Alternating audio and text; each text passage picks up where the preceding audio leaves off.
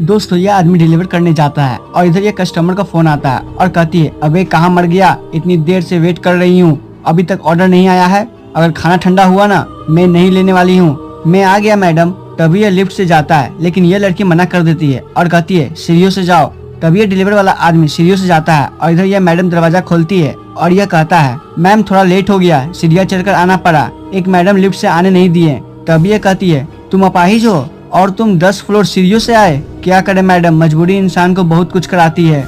Road accident में मेरा पैर चला गया और बीवी बच्चे को ध्यान रखना है। तभी इस मैडम के साथ इसके पति क्या करते उससे पहले वीडियो को लाइक करके चैनल को सब्सक्राइब कर देना और कमेंट में 5 बार आई लव मॉम लिखना। हैं, इसे डांटने लगते हैं और माफी मांगने के लिए कहते हैं।